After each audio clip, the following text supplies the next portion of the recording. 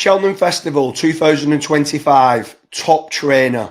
So I think it's pretty much a foregone conclusion on this, but who do you think will be the top trainer at the Cheltenham 2025 Festival?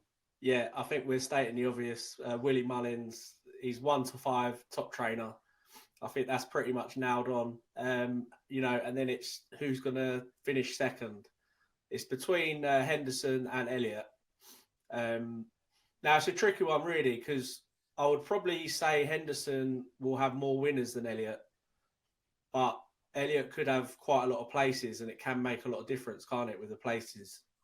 Well, obviously, if you think that Henderson's going to have more winners, then he gets second place because it's on more winners. But yeah, I'll say more. I mean, I think Henderson will have 2 or 3, and I think Elliott could have 2 or 3. So if they tie and it comes down to the places, Elliott might nick it on the places, especially in the handicaps. So really, what I'm saying is it's going to come down to whether Henderson manages to get one more winner than Elliott, really. Yeah, I mean, to be fair, mate, I think Gordon Elliott gets 5 winners. 5? So, yeah, I think he'll win it. Wow. Without having to have the places, but I think he'll get quite a few places as well. I think he's got. Yeah. I went through the field, and I think obviously there's quite a few of them on there that if they're like favourite, I'm saying that they're going to win it and stuff like that. They're not always going to win, but I just feel he'll pick up 1 or 2 of the handicaps as well. I just think he's got a lot of good. I don't think he'll be top trainer. I think Willie Mullins will be, but I think Gordon Elliott will come second. And I think it's going to be another kind of Irish, kind of dominated Pressbury Cup kind of Cheltenham Festival. If I'm being honest with you, I think they'll probably have maybe 20 winners out of the 28. So if I'm thinking they're going to have 20 winners, then I need Gavin Cromwell and Gordon Elliott to pop up with quite a few winners as well. And then you've got Henderson's got a couple of big guns, and he's got Constitution Hill in the Champion Hurdle. He's got John Bon in the Champion Chase. So if both of them go in, he's flying. I think Constitution Hill wins, but I'm not a massive fan of John Bon at Cheltenham. I agree with that. So I think he'll get 3 winners, but I just don't think 3 winners will be enough against Gordon Elliott's field of what he has. I think he'll have 4 or 5 winners and quite a few placed as well. Have you gone through like who you think the 4 or 5 winners will be? Obviously, no. Well, I mean, it's so like Tiapu, haven't you? I'm like Tiapu wins the Stayers Hurdle, so that's guaranteed 1. But then Constitution Hill wins pretty much guaranteed, in my opinion.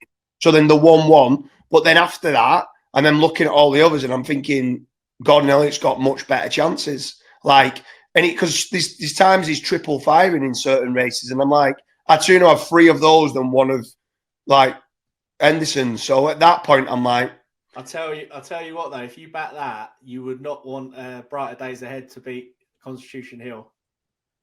Why is that? Because obviously Elliott trains Brighter Days Ahead, doesn't he?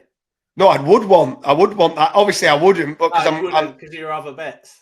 Yeah. I want Constitution Hill obviously to win that, but even without that, I think Constitution Hill wins. I think Brighter Days Ahead gets second. But then once that's a big tipping point though, that race, because if Elliott does win that race, then that's pretty much nailed on then. Yeah. And I think he's 11 to 1 to win top trainer, which he can't. I don't think he can beat Willie Mullins, if I'm being honest. I think Willie Mullins wins it, but I think betting without Willie Mullins, I think Gordon Elliott's probably the second best. Gavin Cromwell, I think, will come up with a few winners as well. Yeah. But I just feel like if you're looking at the other ones in there, like Dan Skelton doesn't have enough runners. Paul Nicholls not going to have enough like decent quality. No. Then after that, you've got Emery de Bromhead, Gavin Cromwell, Gordon Elliott. How can Paul Nicholls be like 100 to 1 to be top trainer? He hasn't even got enough horses, has he? No, I don't think so. No, I think you work it out. Like it's impossible, surely. Yeah. I think Skelton. I think did they have 4 winners? I think last year maybe Skelton. Skelton did, but he had an unbelievable Cheltenham. If you get what I mean, last year. He very much overachieved. I thought last year. Completely agree. Yeah, like obviously he's got some good horses this year, but they're all going to have to win, aren't they? Like Low de Serd. I can't see that beating Marchborough in the Arkle. No. He's got a couple of good handicappers like Be Aware and something else, but I'll be amazed if they even equal last year. I think they're They'll probably do better at Aintree, I think, actually, this year.